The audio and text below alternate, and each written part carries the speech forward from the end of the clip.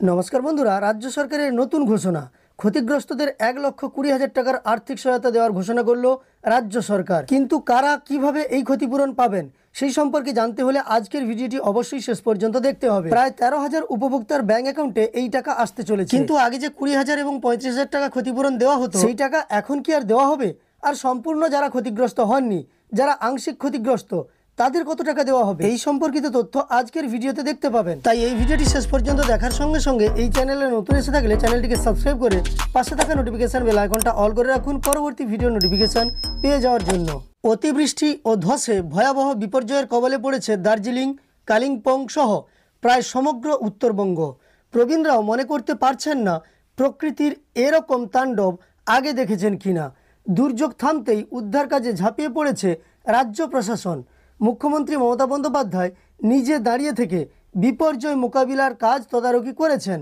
ফের তিনি উত্তরবঙ্গে যাচ্ছেন পুনর্গঠনের কাজ খতিয়ে দেখতে।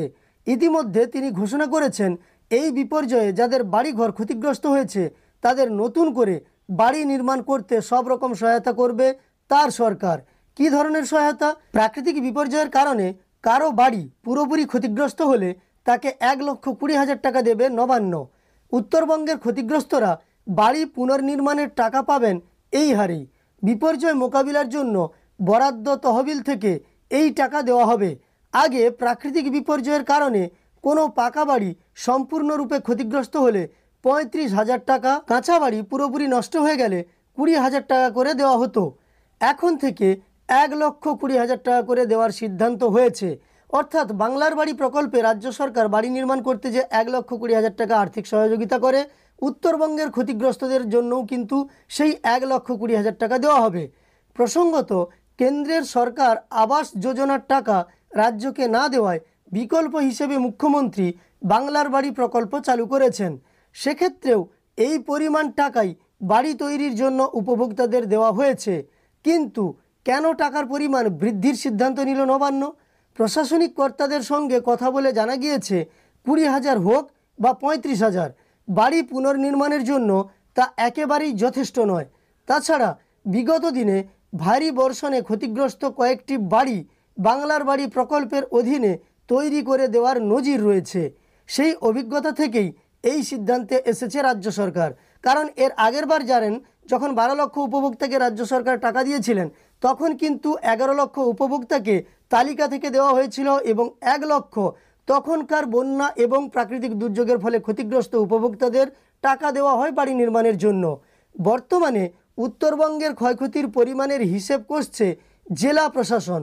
প্রাথমিক রিপোর্ট অনুযায়ী সাম্প্রতিক বিপর্যয়ে উত্তরবঙ্গের 5 জেলায়, যেগুলি হলো দার্জিলিং, আলিপুরদুয়ার, জলপাইগুড়ি, কোচবিহার এবং কালিম্পং, ক্ষতিগ্রস্ত হয়েছে 12,062টি বাড়ি। এর মধ্যে সম্পূর্ণ ক্ষতিগ্রস্ত 6,005টি বাড়ি।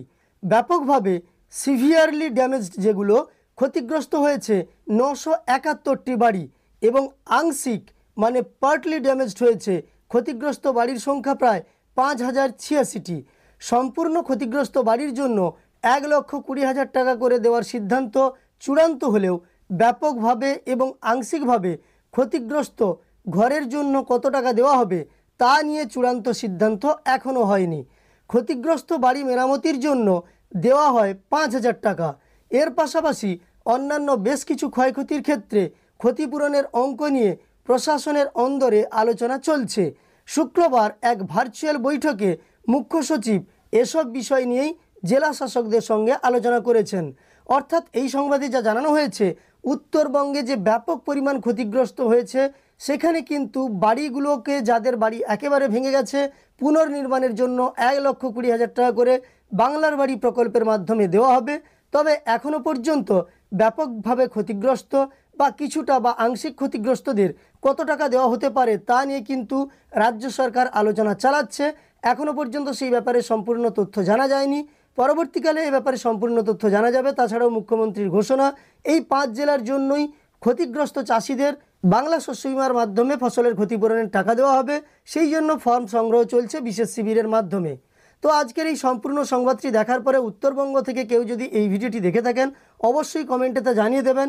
আমার দেওয়া এই তথ্যগুলো উপকারে এসে থাকলে একটি লাইক করে উৎসাহিত করার সঙ্গে সঙ্গে এই ধরনের তথ্য আরও পাওয়ার জন্য এই চ্যানেলটিকে সাবস্ক্রাইব করে পাশে থাকা নোটিফিকেশন বেল আইকনটাও অল করে রাখবেন। ভিডিওটি শেষ পর্যন্ত দেখার জন্য অসংখ্য ধন্যবাদ।